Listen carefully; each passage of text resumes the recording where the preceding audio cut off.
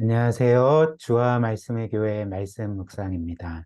오늘은 마태복음 26장 36절부터 56절까지의 말씀, 주님의 겟세마네 기도에 대한 그 말씀을 우리가 함께 묵상하며 또 하나님이 주시는 은혜를 깊이 누렸으면 좋겠습니다. 말씀드렸듯이 본문 말씀은 주님의 유명한 겟세마네 기도의 말씀입니다. 주님께서는 그 악한 사람들에게 잡히시기 직전까지 마지막으로 겟세마네 기도에서 간절하게 기도하셨는데요. 그런데 우리가 성경에서 알 수 있듯이 이때 주님은 굉장한 고통과 또 참, 그 스트레스 가운데 기도하셨습니다. 그래서 누가복음 22장 44절을 보면 심지어 예수님에게 나오는 그 땀에 피가 섞여 흐를 정도로 그렇게 극심한 고통과 스트레스 가운데 기도하셨다. 우리에게 전해주고 있는 거죠. 그리고 주님께서는 단 한 번만 기도하신 것이 아니라 세 번에 걸쳐서 성부 하나님께 기도하셨는데요. 그 기도의 내용이 무엇이었습니까? 나의 아버지, 하실 수만 있다면, 가능하시다면 이 잔을 내게서 지나가게 해주십시오. 그러나 내 뜻대로 하지 마시고 아버지의 뜻대로 해주십시오. 라고 이제 간절하게 세 번에 걸쳐서 기도하셨습니다. 한 번 기도하실 때 아마도 이제 굉장히 오랜 시간 기도하시고 또 잠깐 쉬시고 또 기도하시고 잠깐 쉬시고 또 기도하셨을 것입니다. 그런데 오늘 주님의 이 기도의 내용에서 우리는 그 어떤 면에서 놀라운 반응을 보일 수밖에 없지 않습니까? 주님께서 지금 하고 계신 기도가 무엇입니까? 아버지여, 내가 이 십자가를 가능하면 피하고 싶습니다. 저는 십자가에 못 박히기를 원치 않고 죽임당하기를 원치 않습니다. 라고 그렇게 기도하고 있다는 것입니다. 그리고 심지어 예수님께서는 그 이제 다가올 그분이 겪으실 십자가 고통이 얼마나 고통스러우셨는지 그 고통과 스트레스로 인해서 말씀드린 것처럼 피가 땀처럼 그 땅에 떨어질 정도로 괴로워하시며 기도하셨던 거죠.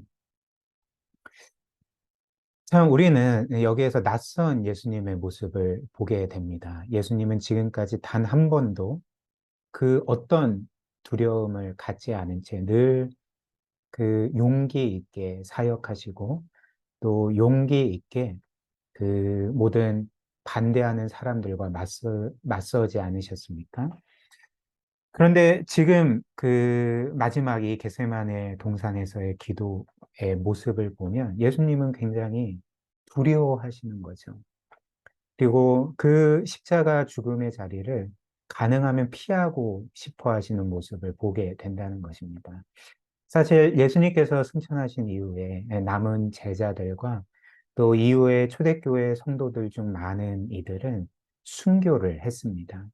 예수님에 대한 믿음을 끝까지 지키며 순교를 했고 그 중에서는 사도 베드로와 같이 십자가에 못 박혀 순교한 자들도 있었습니다. 심지어 베드로는 십자가에 거꾸로 매달려 못 박혀 순교했던 거죠. 내가 주님처럼 그 똑바른 방향으로 십자가에 못 박힐 수 없다.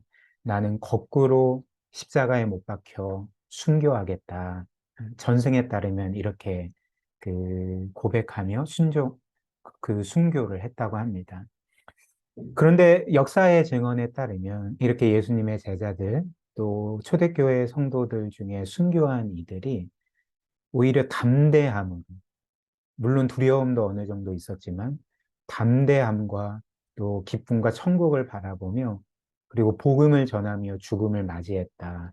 우리에게 그렇게 전해주고 있는데 예수님은 심히 두려워하시는 거죠. 그 자리를 피하고 싶어 하시는 것입니다. 그렇다면 예수님은 어떻게 그리고 왜 이렇게 십자가 죽음을 두려워하시고 가능하면 그 자리를 피하려고 하셨던 것일까라는 거죠. 그 이유는 예수님께서 십자가에서 겪으실 고통이 단지 육체적인 고통과 죽음만이 아니라 우리는 알 수도 없고 헤아릴 수 없지만 그 십자가 위에서 정말 끔찍한 그 무한에 가까운 정신적이고 영적인 고통을 겪으셨기 때문에 그렇습니다. 즉, 예수님께서 겪으신 십자가의 고통과 죽음은 순교자들이 겪은 십자가의 고통과 죽음과는 비교할 수 없는 거라는 거였죠. 왜 그럴까요? 왜냐하면 예수님께서 십자가에 못 박혀 죽임 당하신 것은 우리를 대신하여서 우리가 구원받지 못했더라면 지옥에서 영원히 받아야 될 그 모든 하나님의 진노와 형벌과 끔찍한 고통의 그 총합을 예수님께서 십자가에서 받으셨기 때문에 그렇습니다. 그래서 예수님께서는 우리가 영원토록 받아야 될 그 끔찍한 하나님의 진노와 심판을 6시간 동안 압축해서 우리를 위해 받으셨던 거죠. 따라서 예수님께서 십자가 위에서 겪으신 그 끔찍한 고통과 죽음은 단지 유한한 육체적인 고통과 죽음만이 아니었다는 거죠. 한번 생각을 해보십시오. 예수님께서 우리의 죄를 대신하여 하나님께 형벌 받으셨다고 할 때, 우리의 죄는 사실 무한하고 영원한 것 아닙니까? 따라서 우리가 받아야 될 하나님의 진노와 형벌도 지옥에서 영원토록 받아야 될 무한한 것이었습니다. 따라서 예수님께서 우리의 모든 죄값을 치르시기 위해서는 이렇게 무한한 형벌을 받으셔야 됐는데, 따라서 그분이 십자가 위에서 겪으신 그 고통과 죽음은 이렇게 유한한 육체적인 고통뿐만이 아니라 우리는 알 수 없고 결코 헤아릴 수 없는 무한한 정신적이고 영적인 고통과 죽음이었다는 것입니다.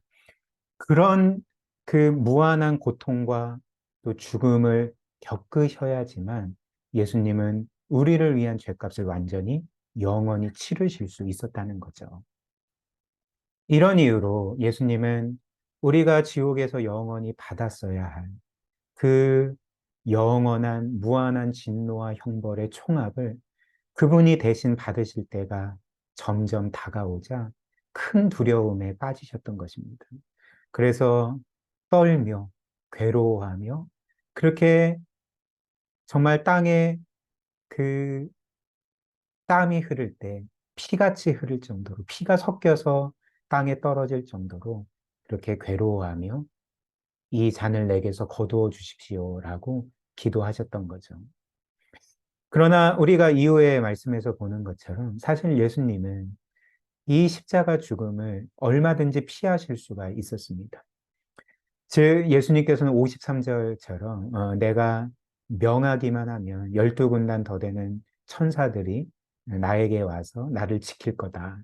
그리고 나를 잡으려는 저 자들을 즉시 죽일 거다. 라고 말씀하시지 않았습니까?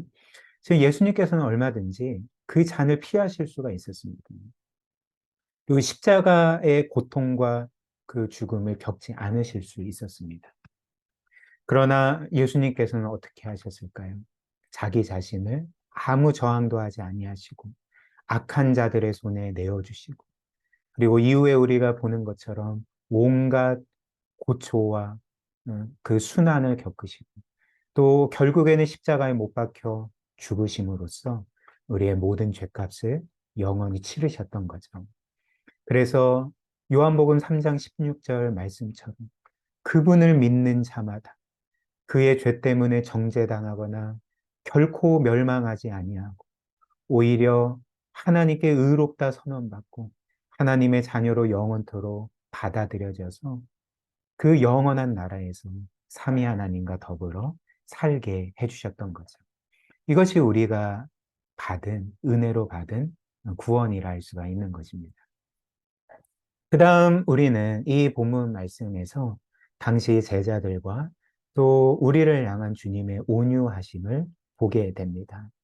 우리가 앞에서 본 것처럼 예수님께서는 그 극심한 두려움과 스트레스 가운데 겟세마네 동산에서 기도하실 때에 그분이 힘과 위로를 얻기 위해서 가장 사랑하던 제자들 중에 3명, 베드로와 야고보와 요한을 데리고 가셨습니다. 그리고 그들에게 이렇게 말씀을 하셨던 거죠. 내 마음이 괴로워 죽을 지경이다. 너희는 여기에 머무르며 나와 함께 깨어 있으라. 이렇게 말씀을 하셨습니다. 그리고 예수님은 제자들에게도 조금 떨어져서 이제 간절하게 기도하셨는데요. 그리고 그렇게 첫 번째 기도를 마치시고 제자들에게 돌아오셨을 때 제자들은 어떤 모습이었을까요? 그들은 모두 자고 있었던 것입니다. 예수님께서 깨어 기다리며 함께 기도하자 하셨는데 그들은 모두 자고 있었던 거죠. 그리고 이후에 보는 것처럼 그것도 한 번이 아니라 세 번 연속으로, 즉 예수님께서 각각 기도를 마치시고 돌아오셨을 때마다 이들은 자고 있었던 것입니다. 그래서 주님은 이들을 어떻게 대하셨을까요? 우리 같으면 이런 그 말씀을 하셔도 그 충분하지 않겠습니까? 이제 너희는 내 제자도 아니고 내가 이렇게 괴로운데 너희는 잠만 자고 있냐? 너희는 그냥 내려가라. 이제 너희와 나는 상관없다라고 말씀하실 수도 있지 않겠습니까? 그러나 예수님은 그렇게 말씀하시지 않았죠.